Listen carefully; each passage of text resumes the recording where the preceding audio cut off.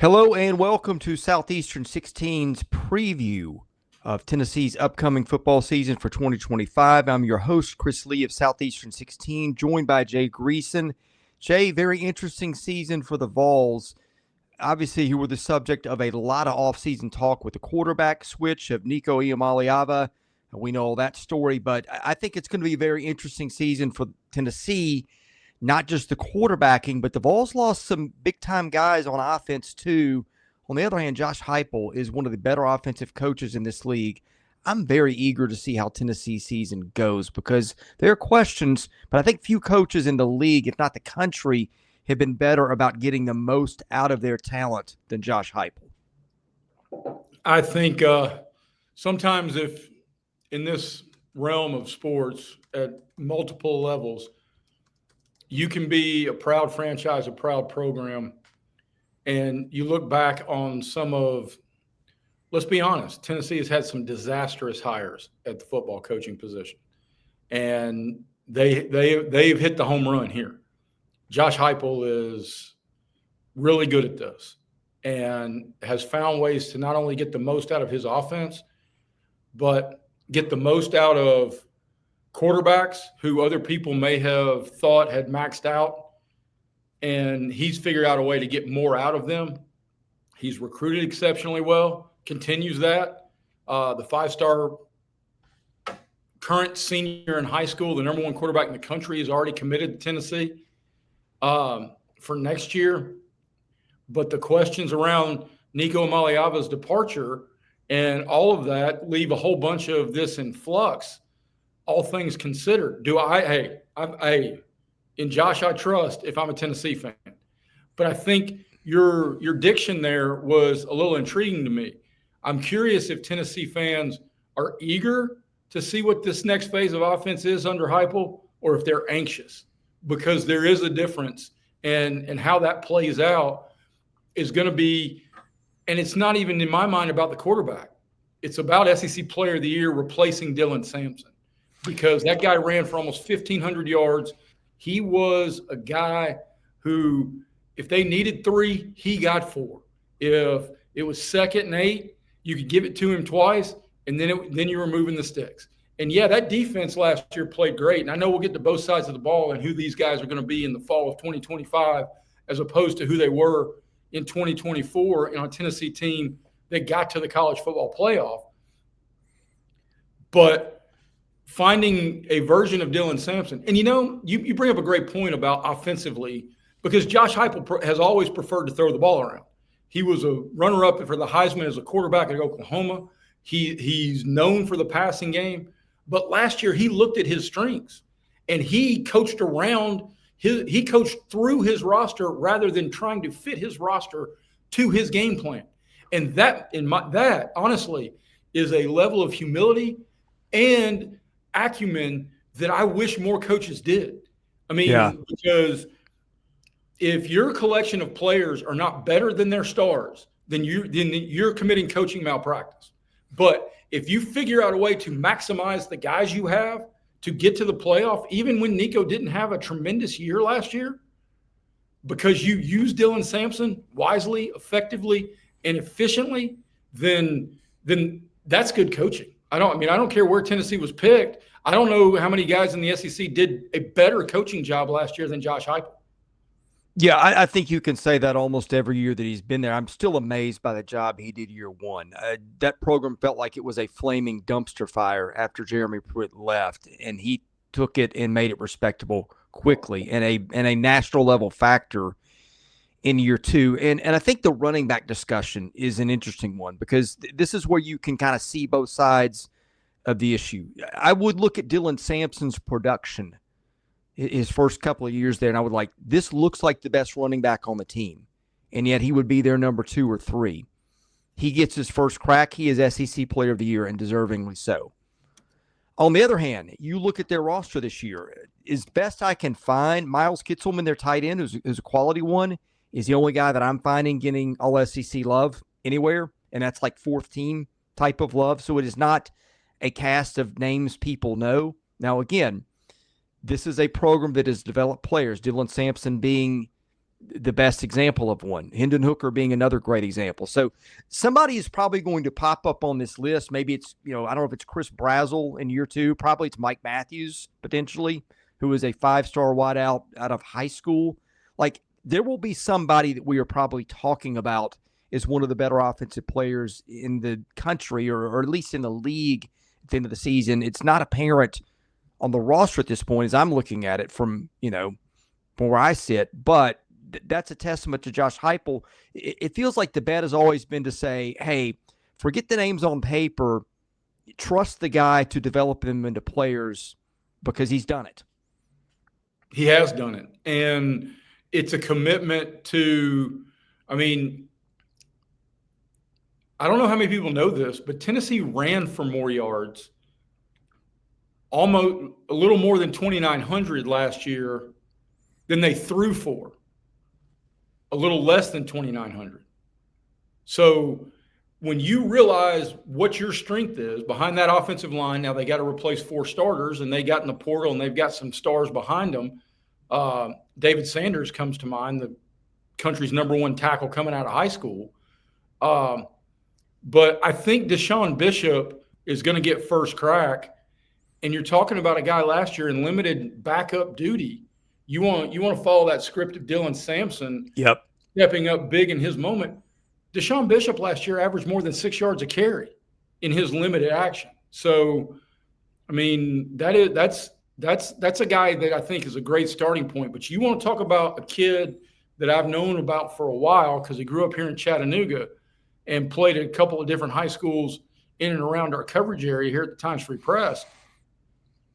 He's going to be a starting DB in what Tennessee's defense calls the star position.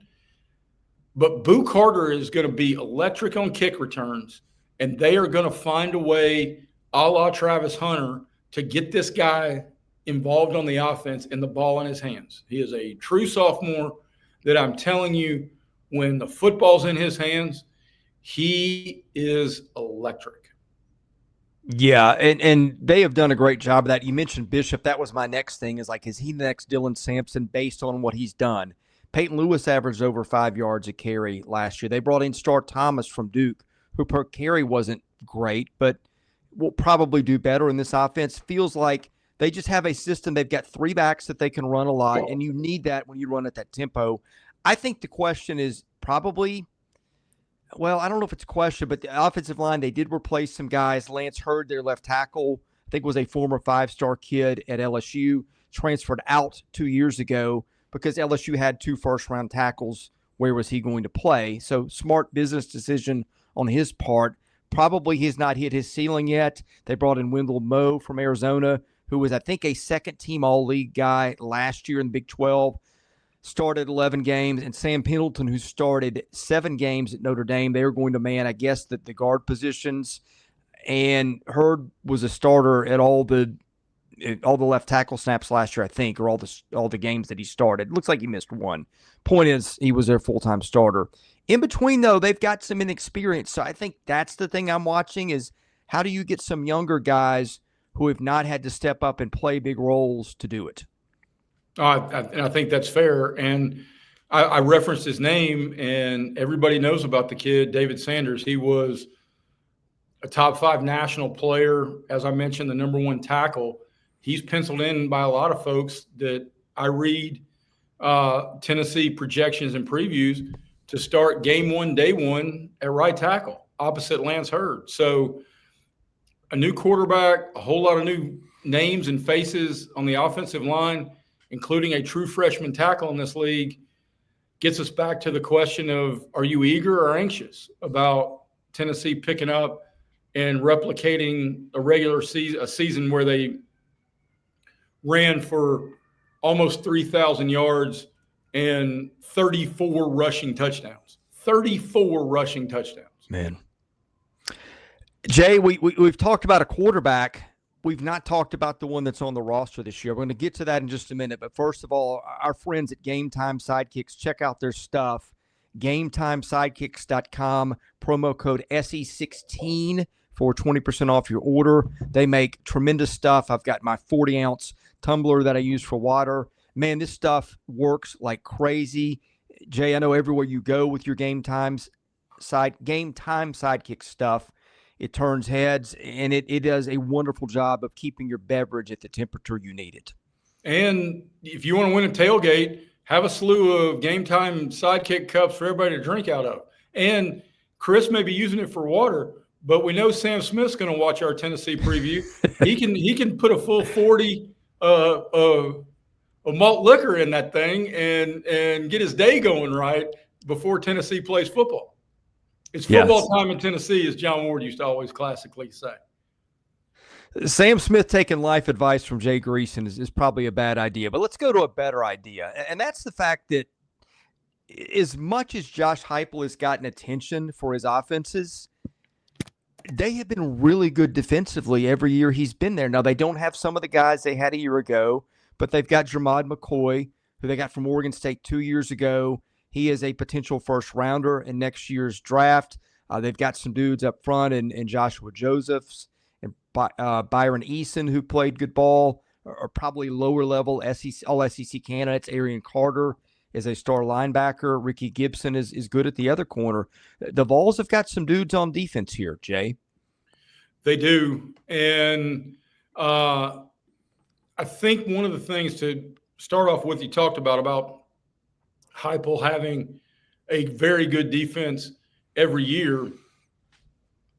I think one of the things that's really important, especially when we talk about offensive-minded head coaches, if they are comfortable, and it's clear Josh Heupel's comfortable with Tim Banks, if they're comfortable with their DC and they stay out of their way, it allows for a whole lot of better continuity, especially, Chris, when you play at Tennessee's pace, because that can lead to if you go 3 and out playing that fast, the defensive turnover, you better be ready to get on the field, and you better be ready to return to the field in about 90 seconds if things don't go well with the offense. So what they've done defensively has been unbelievably impressive. Now, the conversations around this defense, I think it starts with replacing James Pearce. Now, James Pearce did not put up eye-popping numbers last year,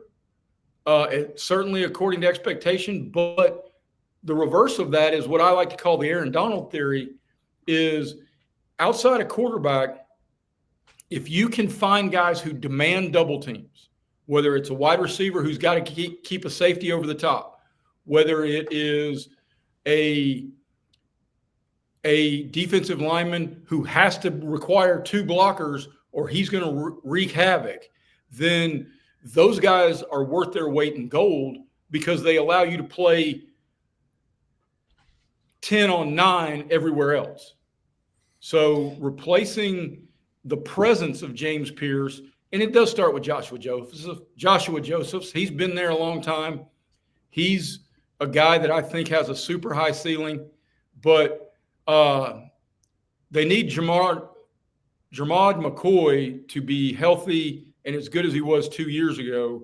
And if that's the case, he's probably going to be a first-day NFL draft pick. Yeah, was pretty good last year, too. Had 4 picks for them. I think the Pierce departure, like, he didn't have the biggest numbers, but you knew who he was, the double-team factor, and he allowed other guys to make plays. And their defensive line was, I think, 3 deep, and they were very good there all year. My question is, do they have a guy who can step up and be a pass rusher? Because if I'm looking at this right, they had a few guys with a sack and a half or 2 sacks, but when 2 is your tops for your returning sack guy, I'm not saying it's an area of concern. You just never know who gets better and who doesn't. But on paper, that's an area where the pass rush, they don't have a guy that pops off the paper as a proven pass rush guy. And how that shakes out could be interesting. Again, they do have talent on the defensive line. I think that is going to help. And maybe somebody emerges from their front 7. But on paper, I don't know that they have a guy that has been a proven pass rusher so far, is best I can tell. And that's fair, but it also, when your leading tackler from a year ago only had 68 tackles, and we talked about the pace that Tennessee plays with, I think that in some ways the stats for Tennessee's defense has to be taken with a grain of salt. because of the turnover, because of how many different units they put in the game, how many rotations do they experience way more than everybody else because of the pace. Because if you're talking last year, their leading tackler had 68 total stops, but they had 20 guys with 20 or more. Yeah. Well, and Jay, one thing they're always good at too, I feel like they're usually one of the top teams in the league in stops for losses, which a stop for loss can kill a drive really quickly. And the last thing you want to get into with Tennessee is just a war of fitness attrition. When your offense goes off the field in 3 plays and you put Tennessee's back on, that is something that Josh Heupel, his teams have done really well, that just plays to their strengths. And so they do have some guys here last year. Joseph's 9 stops for loss, Eason 7, Arion Carter had 7, and a bunch of other guys got a handful. That has been a blueprint that they have been able to replicate year after year. So I would keep an eye on that one too. Yeah, I think that's fair, and the numbers prove it out in the sense that I read a stat today as we were getting ready to film our Tennessee preview here on July 15th during the middle of SEC Media Days.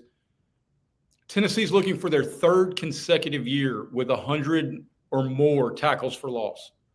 That's just a eye-popping number when you figure out that's during a regular season. That's like 8+ a game. Yeah. That's what they do. And again, identity of what Tennessee does. Just Josh Heupel's footprint has been on this program the way he wanted it to be since the moment he walked in the door, from everything from discipline to philosophy. And again, I think the defense part goes overlooked because you think of Josh Heupel as an offensive coach, but his defenses have just been so consistent. I think he's one of the best coaches in the league, if not in the country. Jay, before we get into schedule, because I think that's an interesting discussion too, if you need to have a place to keep your phone and keep it safe, our partners at Rockport are terrific at what they do. And I know you and I have got some gear on the way, and boy, are we excited to get that when it arrives. Well, not only am I excited, my kids are giddy because we've already ordered the universal mobile magnetic charger for all of our phones, for all of our tailgate needs. And I got to tell you, man, looking at some of their golf speakers and gear, I mean, I could spend a paycheck just ordering the handful of stuff that you find at rockform.com. And it's a grown man shopping spree is what it is. So looking forward to getting their chargers and their stuff in, but their stuff's impressive. Yeah, rockform.com, ROKFORM is where you get your gear, and you will be very pleased when you do. All right, Jay, let's look at the schedule because I think Tennessee's schedule is interesting. I've got it just by combining FPI and some of the other models out there and then adjusting for home field. I've got Tennessee having the easiest schedule in the league, considering the whole schedule. And you're going, well, wait, how is that the case? They've got Georgia. They've got Alabama. They've got Oklahoma. I mean, Florida in particular in Gainesville. And I think Alabama is away. I think, and I would say, I don't know that I would call it the easiest schedule in the league, maybe if you just take the numbers aside. But the ease up's other places. They get Mississippi State, UAB. They get Syracuse, neutral field. They get Kentucky. They get New Mexico State, which is one of the worst teams in the country. And then they get Vanderbilt at home, which I don't think will be easy, but they'll be favored to win. Starting off with Syracuse and Atlanta, I think that'll be interesting. And that'll be Joey Aguilar, presuming he wins the job, his first start. That's going to be something to really keep an eye on because I'm very eager to see what Tennessee looks like out of the wrapper this season. Yeah, I think that's fair. But I also think compared to a lot of the other season openers across this conference, LSU going to Clemson, Texas going to Ohio State, Auburn going to Baylor, playing a de facto home game in Atlanta, because if you're playing Syracuse, if Tennessee and Syracuse are playing, the entire crowd's going to be orange, but 80+% of them will be Tennessee orange. So it's an opportunity to take a positive step. I don't know if their schedule's the easiest in the league, but it's right there with Texas as one of the easiest, especially in conference play, because half of their 8 games, if we're to rank the teams in a power ranking, half of them are against what would be on my bottom 4: Mississippi State, Arkansas, Kentucky, and Vandy. So we don't know about Oklahoma, as you referenced. Alabama on the road, Florida on the road. They are what they are, but you get Georgia week 3 to open the SEC in Knoxville. Yeah, and I think that's a big part of it too. 7 home games, 1 neutral game, so they only go on the road for 4 true road games: Mississippi State, Alabama, Kentucky, and Florida. So, again, 2 out of the 4 of those will be probably among the easier opponents in the league. Not that anything in the SEC is really easy, but compared to the other teams. Yeah, this that I've got here, if you just go game by game, Tennessee comes out at 9-3. Does that feel about right? It does. The Vegas number on their win total is 8.5, and you get plus money for it. I would be bullish on the over of 8.5 because I do think 9-3 feels right, and 10-2 is assuredly doable because really they're going to be a sizable favorite with Oklahoma coming to Knoxville. They're going to be a sizable favorite in every other game but Georgia in Knoxville, at Alabama, and at Florida. And they still, depending on the course of the season and the question marks at Georgia and Alabama with the quarterback, those games may be less than a touchdown spread either way. I think their X factor is going to be what do they get at quarterback. And I think that's a big question. What are you expecting, or do we even know enough to have expectations at this point? The only expectation I have at quarterback is that if it breaks bad, shout out Walter White, one of the great TV characters of all time. If it breaks bad, everybody that wears Hunter's orange on Saturdays to tailgates, whether they're overalls, whether it's just a T-shirt, is going to blame Nico Emeliava for it. So the conversation, whether it's Aguilar, whether it's the Merklinger kid, or George McIntyre even. Yeah. I mean, heck, it could even be George McIntyre, the true freshman coming out of the mid-state. But the thing I do believe most is whoever it is, Heupel's going to get the most out of him. And I don't think it has to be elite. If Nick, I mean, granted, that depends on if DeSean Bishop's ready to step into Dylan Sampson's role. But they showed last year that Tennessee has built playoff expectations without elite quarterback play. Yeah. Interested to see how it goes. Josh Heupel, again, one of the best in the country at getting the most out of his team and the Vols season. Will be something we'll be here to cover. We cover SEC baseball, basketball, and football wall to wall, even in the offseason. So if you have not subscribed to the channel, please do. For Jay Greeson, I'm Chris Lee of Southeastern 16. God bless you. Thanks for watching. We will see you again soon.